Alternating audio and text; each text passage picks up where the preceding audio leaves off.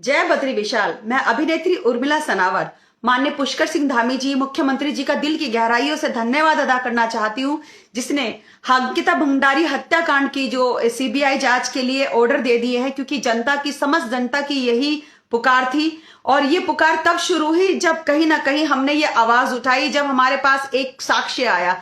अब ये उन लोगों के चेहरे सामने आ जाएंगे जिन्होंने बुलडोजर चलवाया उस रिजॉर्ट के ऊपर, उन साक्ष्यों के ऊपर, कौन वो वीआईपी था, क्या सुरेश राठौर ने उस रिकॉर्डिंग्स में कहा। और ये सब चीजें अब जो जनता की पुकार थी, हमारी आवाज के बाद जो जनता की आवाज जो सड़कों पर उतर चुकी थी, जो एक मांग थी सीबीआई जांच, उसके मेरे धाकड़ धामी भाई ने ऑर्डर दे दिए हैं। तो मैं दिल की गहराइयों से धन्यवाद अदा करना चाहती हूं। और उन जो मुखौटे जो चेहरे पर लगाकर ऐसे अपराधी घूम रहे हैं इतने साल से, वो सबके जो चेहरे हैं वो सबके नकाबपोश होंगे, सबके चेहरे सबके सामने आएंगे जो हिडन तरीके से घूम रहे हैं। और मैं उत्तराखंड की जनता का भी मैं धन्यवाद अदा करना चाहती हूँ कि मैं उत्तराखंड की बेटी तो नहीं, लेकिन आज के टाइम में समस्त पूरे प्रदेश में और पूरे देश में आज मैं उत्तराखंड की आवाज बनी, उत्तराखंड की बेटी बनी। और मुझे कहीं ना कहीं लोग कह रहे हैं कि मैं अंकिता भंडारी हूं, मैं उसकी आत्मा मेरे अंदर आ गई। मुझे नहीं पता कि क्या है क्या नहीं है। मैं पूरी सत्ता से टकरा गई, शासन प्रशासन से टकरा गई कि मुझे खुद एहसास होता है कि ये मैंने मांग नहीं की, स्वयं आके, नहीं तो हम तो मुंबई में रहते थे, मुंबई में काम करते थे, और कहाँ चीलाघाट, कहाँ उत्तराखंड, कहाँ हरिद्वार, कहाँ मुंबई, कैसे कैसे तार हमारे अंकिता भंडारी हत्याकांड से जुड़े, कैसे हमारे पास साक्ष्य आए। तो मुझे पूर्ण विश्वास है, महादेव पे विश्वास है, उत्तराखंड की जनता की जो दुआएं हमारे लिए उन्होंने दी हैं कि भगवान इसको सुरक्षित रखना।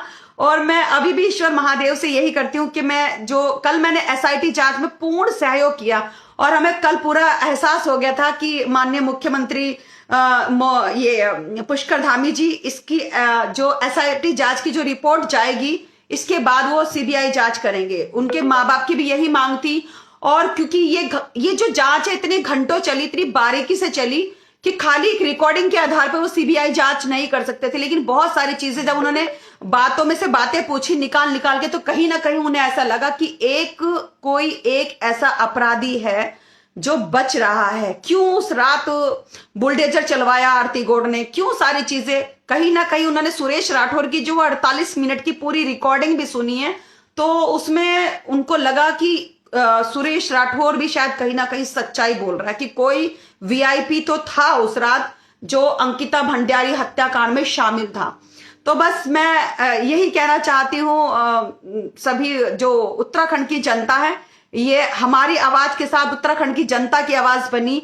और आपने हमें पता नहीं, सब बोलते हैं कि अंकिता की आत्मा है, हम भी यही महसूस करते, हम सारी रात नहीं सो पाते।